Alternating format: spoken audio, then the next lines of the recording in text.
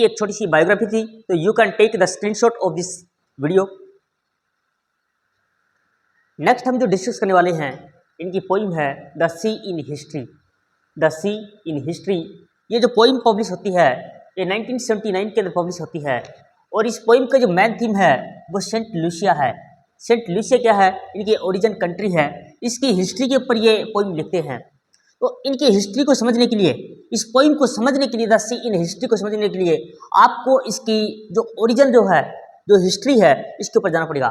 तो मैं आपको इसकी हिस्ट्री के अंदर लेके जाता हूँ। ऐसा माना जाता है कि 1660 में इंग्लैंड ने ये जो सेंट लूसिया आइलैंड है इसके ऊपर कब्जा किया। 1660 में सेंट लूसिया के ऊपर इंग्लैंड ने क्या किया, कब्जा किया। 1660 में, 1660 से लेकर के 1814 ये जो टाइम पीरियड है, इसमें इंग्लैंड और फ्रांस के बीच में, इंग्लैंड चाहता है कि सेंट लूसिया के ऊपर मेरा कब्जा हो और फ्रांस चाहता है कि सेंट लूसिया के ऊपर मेरा कब्जा हो, और इनका दोनों में आपस में फाइट हुआ और वो हुआ 14 टाइम्स। यानी कि सेंट लूसिया के ऊपर इंग्लैंड और फ्रांस का 14 बार युद्ध हुआ। जब 14 बार युद्ध हुआ तो यहाँ के रूल्स और रेगुलेशन जो हैं वो बदलते रहे। यानी कि इतनी लंबा अगर फाइट चलेगा, वॉर चलेगा, तो ये डेफिनेटली ये मान के चलो कि वहाँ उस कंट्री का सब कुछ तबाह हो जाएगा। यानी कि कुछ भी चीज़ यहाँ पर क्या नहीं है, स्टेबल नहीं है, यहाँ पर स्टेबिलिटी नहीं है। और अगर स्टेबिलिटी नहीं है तो यहाँ पर इकोनॉमिक सिचुएशन क्या होगी, बहुत खराब होगी। अब 1951 में, यानी कि 1951 में people got right for vote, यानी कि 1951 में यहाँ पर खुद की सरकार बनी। और फिलहाल मैं करंट की बात करूँ तो 9th प्राइम मिनिस्टर जो हैं वो वर्किंग कर रहे हैं। तो ये एक छोटी सी हिस्ट्री है।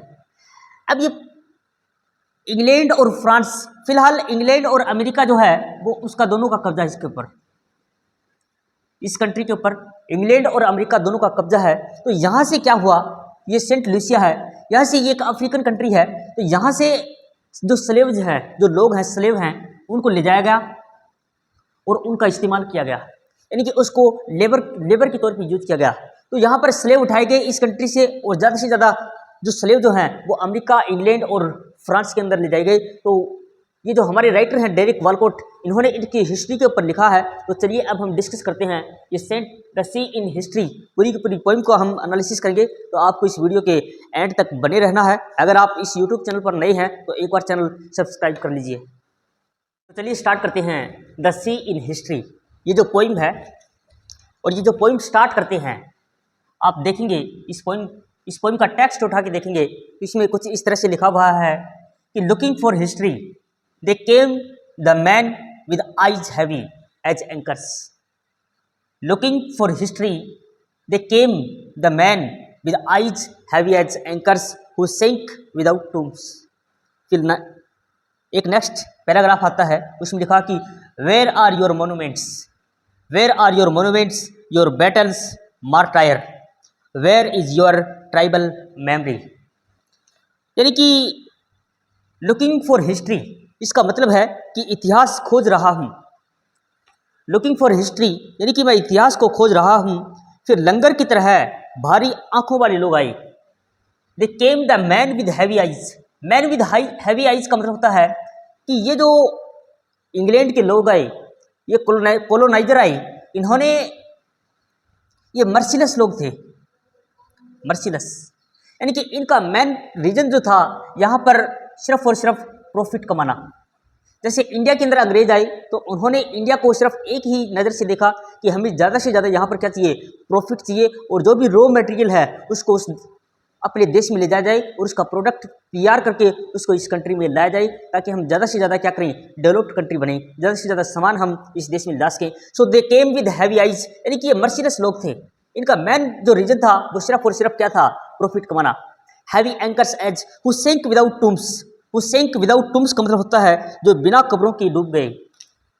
हु सिंक विदाउट टूम्स यानी कि बिना कब्रों के डूब जाने का मतलब है इन्होंने यहाँ पर इतने लोगों को दबाया, इतने लोगों की यहाँ पर हत्याएं हुई, इतने लोगों को यहाँ पर, ऐसा बताते हैं कि ये जो सेंट लूसिया कंट्री से 2 जहाज बड़े बड़े जिनमें स्लेव्स इस कंट्री के लोगों को ये अफ्रीकन जो लोग हैं उनको इंग्लैंड, फ्रांस और अमेरिका में ले जाएगा, तो वो बीच में ही जहाज जो है वो डूब गया, जिससे हजारों लोग जो हैं वो बीच में दफन हो गए, उस समुद्र में डूब गए। तो हु सैंक विदाउट टूम्स, यानी कि उनको कब्र भी नसीब नहीं हुई। अब ये खुद ही क्वेश्चन करते हैं कि वेयर आर योर मोन्यूमेंट्स, यानी कि आपका हिस्ट्री कहाँ है, ये लोगों से पूछ रहे हैं। योर बैटल्स, आपकी योद्धा कहाँ है, मार्टायर कहाँ है, शहीद कहाँ है, where is your tribal memory, और आपके जो ओरिजिनिटी थी, आपका जो ओरिजिनल कल्चर था वो कहाँ है। तो he wants to know where is your history, culture, language which according to him is glorious, यानी कि इसमें ये हिस्ट्री को पूछ रहा है कि हिस्ट्री कहाँ है, कल्चर कहाँ है, लैंग्वेज कहाँ है। और ये जो पोइम है ये deals with one's history, culture and life in general, it begins with interrogation. इसमें ये जो चीज़ पूछ रहा है ये हिस्ट्री, कल्चर, लैंग्वेज और रिलीजियन, ये इसमें सवाल खड़े करता है कि ये चीज़ें कहाँ हैं। तो पोइम थोड़ी सी डिफिकल्ट है, मगर आप बेफिक्र रहें, हम इसके पॉइंट टू पॉइंट हर एक जो चीज़ जो इंपॉर्टेंट है अब आपके एग्जाम के लिए उसको हम डिस्कस करेंगे। नेक्स्ट देखिए, इस पोइम के अंदर वॉलकोट वॉन्ट्स टू नो, इस पोइम के अंदर जो वॉलकोट है, डेरिक वॉलकोट है, wants to know his history, culture, language which are glorious to him। इस पोइम के अंदर वॉलकोट जो जानना चाहता है वो हिस्ट्री को जानना चाहता है, अपने कल्चर को जानना चाहता है, लैंग्वेज को जानना चाहता है, और वो क्या है उसके लिए ग्लोरियस हैं, यानी कि बहुत इंपॉर्टेंट हैं। ही आंसर्ड हिमसेल्फ, और वो खुद ही आंसर देता है, that the history is hidden, क्या, that the history is hidden in the sea, जो हिस्ट्री कहाँ पर है, सी के अंदर है। मैंने आपको एग्जाम्पल भी बताया, जब स्लेव जो हैं वो इंग्लैंड, अमेरिका और फ्रांस के अंदर ले जाए जा रहे थे, तो वो जो जब ले जाए जा रहे थे इंग्लैंड के द्वारा, तो उस टाइम फ्रांस ने हमला किया, यानी कि 14 टाइम्स बैटल हुआ। तो वहाँ पर जो स्लेव्स जो थे, जो सेंट लुसिया के लोग थे, वो उसी समुद्र के अंदर क्या हो गए, दफन हो गए, यानी कि उनको वो दफना दिए गए बिना टूम के, बिना कब्र के। हेयर सी रिप्रेजेंट्स, ये यहाँ पर जो सी है ये क्या रिप्रेजेंट्स करता है, the store house of lost culture, यानी कि वो लोग, उन लोगों का कल्चर जो था वो उसमें दफन हो गया। Sacrifices, lost culture, sacrifices, language etcetera of the Africans as well as Saint Lucian peoples as well as Caribbeans. और इसी सी के अंदर क्या मिलेंगे आपको, फियर्स, सोरोज एंड ऑपरेशंस, क्योंकि जो लोग जो थे वो भय में थे, उनको भय था, दुख था, और उनके पास क्या थी, पीड़ा थी। Thus the sea itself is history, इस टाइप से जो सी जो है, ये जो समंदर है, ये अपने आप में क्या है, हिस्ट्री है। इन दिस पोइम, इस पोइम के अंदर we see the process of colonization that has been process of denial. इस पोइम के अंदर हम क्या देखते हैं, we see the process of colonization. ये प्रोसेस ऑफ कोलोनाइजेशन का मतलब ये होता है बच्चों कि जो बाहर के लोगों ने आकर के जब किसी दूसरी कंट्री के ऊपर वो अपना अधिकार जमाते हैं, उसको कंट्रोल में करते हैं, तो वो कोलोनाइजर होते हैं। और जो कोलोनाइजर जो होते हैं वो जब कंट्री के ऊपर जब अपना अधिकार जमाते हैं, उसको कंट्रोल में लाते हैं, तो वो कंट्री बन जाती है कोलोनाइज्ड कंट्री, यानी कि दूसरों के द्वारा कंट्रोल में कंट्री को क्या कहेंगे हम, कोलोनाइज्ड कंट्री। और उस कंट्री के अंदर जो लोग जो हैं वो उसका पूरा का पूरा अधिकार जो है वो उस कोलोनाइजर्स का होगा, जो बाहर से आने वाले लोग होंगे उनका होगा। वो जिस मूल्य में आप जो फसल, अभी तो सरकार खुद डिसाइड करती है आपके, तो उस टाइम जो आपके काम लोग जो है सारा का सारा काम आपसे करवाया जाता था, मगर वो एक टाइप से क्या बोलते हैं, बधवा मजदूरी जो होती है उस टाइप से होती है। तो इसमें ज़्यादा से ज़्यादा लोगों को क्या मिली, दुख हुए, तकलीफ हुए, सोरो हुए, ऑपरेशन हुए, और इनके ना तो इनके कल्चर को तबाह कर दिया, इनकी लैंग्वेज को तबाह कर दिया गया, इनके हिस्ट्री को तबाह कर दिया गया। तो ये सारे के सारे क्या हैं, एक कोलोनाइज्ड कंट्री अक्सर ऐसा ही होता है, जैसे इंडिया भी हुआ। तो ये एक छोटी सी बायोग्राफी थी, इस पोइम की थोड़ी सी हिस्ट्री थी, आप इसका स्क्रीनशॉट ले लें। और अब हम बढ़ते हैं नेक्स्ट पोइम की तरफ। नेक्स्ट इनकी जो पोइम आती है, द साधु ऑफ कुआ, द साधु ऑफ कुआ, ये भी पब्लिश होती है सेम ईयर में 1979 के अंदर। तो चलिए इसको भी हम डिस्कस करते हैं। It is one of the most celebrated poem by Nobel prize winner Derek Walcott, यानी कि ये जो पोइम है ये भी बहुत फेमस पोइम है, जिसको लिखा है नोबेल प्राइज विनर डेरिक वॉलकोट ने। दिस पोइम इज सेट ये जो कुआ जो है तो साधु, साधु का मतलब होता है जो साधु होते हैं, यानी कि इंडिया के अंदर उनको बाबा बोलते हैं। तो ये एक बाबा के ऊपर लिखी गई है। और जो कुआ जो है ये एक प्लेस का नाम है। तो चलिए, द पोइम इज सेट, ये जो पोइम जो है ये सेट इन कुआ, ये कुआ के अंदर सेट की गई, ये स्मॉल टाउन। और कुआ क्या है, एक स्मॉल टाउन है, कहाँ पर, त्रिनिडेड। त्रिनिडेड क्या है, एक इंग्लिश स्पीकिंग आइलैंड कंट्री है। त्रिनिडेड जो है एक इंग्लिश स्पीकिंग आइलैंड कंट्री है। And follows the story of sadhu. तो the poem is set in Couva, और कुआ क्या है, एक small town in Trinidad. And follows the story of a sadhu. और साधु कौन है, एक होली मैन, एक होली मैन आप जिसको बाबा कह सकते हैं। The sadhu is a symbol of spiritual purity and detachment of his presence in the town is a reminder of spiritual heritage. यानी कि साधु जो बाबा होते हैं, आपको ये पता है कि उनका सांसारिक वस्तुओं के अंदर क्या नहीं होता, मोह नहीं होता। यानी कि वो सांसारिक वस्तुएं हैं, जो मटेरियल थिंग्स हैं, वो उनके लिए तुच्छ हैं। मगर आम इंसान जैसे आप और मेरे लिए ये जो मटेरियल थिंग्स है हमारे लिए सब कुछ है। लेकिन जो बाबा लोग होते हैं उनके लिए जो मटेरियल थिंग्स हैं वो कोई काम की नहीं होती हैं। तो साधु ऑफ कुआ इज ए सिंबल, जो साधु जो है एक सिंबल ऑफ स्पिरिचुअल प्योरिटी, एक स्पिरिचुअल प्योरिटी को दिखाता है। एंड डिटैचमेंट, डिटैचमेंट का मतलब होता है अलगाव। एंड हिज प्रेजेंस, और इनका जो प्रेजेंस है इन द टाउन के अंदर क्या है, एक रिमाइंडर है, is a reminder of the spiritual heritage of the Caribbean, of the Caribbean. तो कैरिबियन क्या है, एक आइलैंड है। तो इस साधु का जो प्रेजेंस है इस टाउन के अंदर वो क्या है, एक रिमाइंडर है of the spiritual heritage of the Caribbean. यानी कि वो उनके धर्म से उनको जोड़े रखता है। तो साधुज डिवोशन, ये साधु की जो श्रद्धा है टू हिज स्पिरिचुअल प्रैक्टिसेस। और ये साधु क्या करता है, प्रैक्टिस करता है, जैसे मेडिटेशन करता है, जैसे प्रेयर करता है, फास्टिंग करता है। जैसे हम इंडिया के अंदर जैसे नवरात्रि वगैरह करते हैं और मेडिटेशन भी करते हैं, तो ये ध्यान करता है, ये प्रेयर करता है, ये फास्टिंग करता है।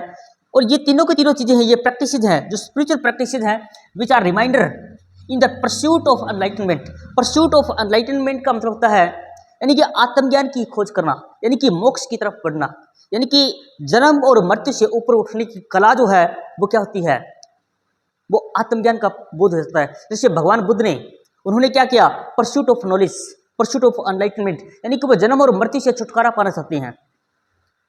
तो साधु का जो डिवोशन है साधु का to his spiritual practice, meditation, prayer, fasting which are reminder in the pursuit of enlightenment. तो परस्यूट ऑफ एनलाइटनमेंट जो वर्ड है, परस्यूट का मतलब होता है किसी चीज की खोज करना, और एनलाइटनमेंट का मतलब होता है आत्मज्ञान की खोज करना। तो ये आप इसका एक बार स्क्रीनशॉट ले लीजिए, कुछ पॉइंट्स हैं और कुछ पॉइंट और रह गए हैं, हम उसको भी डिस्कस करते हैं। ये जो पोइम है द साधु ऑफ कुआ इज डिवाइडेड इनटू 5 स्टेंजास। इस पोइम को 5 स्टेंजा में डिवाइड किया गया है, each of which explores a different aspects of sadhus life. यानी कि ये जो पोइम है इसको 5 स्टेंजा में डिवाइड किया गया है, और प्रत्येक जो स्टेंजा है उसके डिफरेंट पहलू है, डिफरेंट एस्पेक्ट हैं ऑफ साधुज लाइफ। तो इस पोइम के अंदर जो हमारे पोइट हैं वालकोट, वो explores the idea that there is a more to life than material things. यानी कि अब ये अध्यात्म की बात कर रहे हैं कि Walcott explores the idea that there is a more to life than material things. यानी कि जीवन के अंदर अभी आप देखेंगे तो इनकी जो कंट्री है, जो सेंट लुइसिया जो कंट्री है, उसके ऊपर वेस्टर्न कल्चर का प्रभाव ज़्यादा हो गया है। यानी कि अमेरिका का, इंग्लैंड का, फ्रांस का, इन सभी जो डेवलप्ड कंट्री हैं इनका प्रभाव ज़्यादा हो गया है। तो यहाँ पर ह्यूमन बीइंग की जो सिचुएशन है वो एक मशीन की तरह काम हो गया है। तो ये बोलते हैं कि आप अपने जीवन की तरफ लौटिए। ये बोलता है कि मटेरियल थिंग्स जो है उससे लाइफ कहीं आगे है, and that there is a deeper meaning, there is a deeper meaning to be found by those. और वो उनको बहुत गहरा मीनिंग मिलेगा किसको, for those who are willing to look for it. यानी कि जो अध्यात्म की तरफ लौटेगा उनको जो मटेरियल थिंग्स से जो सांत्वना मिलती है, जो खुशी मिलती है, ये तो सिर्फ बाहरी खुशी है, अंदरूनी खुशी जो इंसान को वो अध्यात्म में ही मिलेगी। The sadhu is a powerful and compelling figure. इस पोइम के अंदर जो साधु है वो पावरफुल और कंपेलिंग फिगर दिखा गया है। क्यों? Because he refused his worldly possessions. यानी कि उसने मटेरियल थिंग्स को क्या कर दिया है, नकार दिया है। दैट्स वाई, इसलिए he has become an outsider. और जब इंसान इस सांसारिक मोह माया से जब दूर हट जाता है तो वो एक उसको आउटसाइडर मान लिया जाता है, यानी कि लोग उससे, जो सांसारिक लोग हैं वो उससे किनारा करने लग जाते हैं, separated from the world around him, और वो इस दुनिया से अलग हो जाता है। It is also a poem about identity and spirituality. ये जो पोइम जो है ये आइडेंटिटी और स्पिरिचुअलिटी की भी बात करता है। तो वॉलकॉट जो है वो suggest that there is a more to life than what we can see and touch, and that is the only by looking beyond the material world that we can find true meaning. अगर हम जो देखते हैं, जो touch करते हैं, उससे भी लाइफ कहीं आगे है, that we can find true meaning. अगर हम अध्यात्म की तरफ लौटेंगे तो कुछ ऐसी चीज़ें हैं जो मेडिटेशन के, जो लोग मेडिटेशन करते हैं, जो ध्यान करते हैं, जैसे जो लॉर्ड बुद्धा जो है उनकी धर्म में, बौद्ध धर्म के अंदर ज़्यादातर लोग मेडिटेशन में रहते हैं, तो उनको एक अंदरूनी खुशी मिलती है। तो it is a powerful and enduring work of literature. ये जो साधु कुआ है इसको powerful and enduring work of literature माना गया है। इट हैज यूनिवर्सल अपील, और इस पोइम के अंदर क्या है, यूनिवर्सल अपील है। Its theme and message are applicable to people of all cultures and background. इसकी जो थीम है और मैसेज है applicable to all of the cultures and backgrounds. It speaks to our shared humanity and our shared search for meaning and purpose in life, यानी कि universal appeal है इस poem के अंदर, और ये speaks about the shared humanity and shared search for meaning and purpose in life. This poem speaks us all continue to be read and appreciated for many years to come. और इस poem को 1979 के अंदर publish किया गया, मगर आज भी इसको लिखा जाता है, और ये बात सभी पे लागू होती है कि जो मटेरियलिस्टिक थिंग्स हैं, जो मटेरियल थिंग्स हैं, उनसे इंसान को इस सांसारिक मोह माया में ज़्यादा नहीं फंसना चाहिए। यानी कि आज जो इंसान जो है वो एक इंसान न रह करके एक मशीन बन गया है। यानी कि आज आप देखते हैं बहुत सारी हमारी आस पड़ोस में हम खुद भी इस टेक्नोलॉजी के इस जंजाल में इतने फंस गए हैं कि हमारी रियल खुशी जो है वो हम भूल गए हैं। आज हम अध्यात्म से बहुत दूर हो गए हैं। सिर्फ हमें ये जो गैजेट्स हैं, जो हमारी जो एआई, जो आर्टिफिशियल इंटेलिजेंस जो टेक्निक हैं, आप देखते हैं कि 15-15, 16-16 घंटे लोग गेमिंग खेलते हैं, तो ये हमारी जो रियल लाइफ है उससे बहुत दूर चला गया है। और पॉइंट यही कहना चाहता है, we have to return back to our origin roots. हमारे को असली जीवन में लौटना पड़ेगा। If we really want to get the pleasure and blessing from the God, we have to connect with nature. So thank you friends. अगर आपको ये वीडियो पसंद आया तो आप इसको लाइक, शेयर एंड सब्सक्राइब करें। मिलते हैं नेक्स्ट वीडियो में।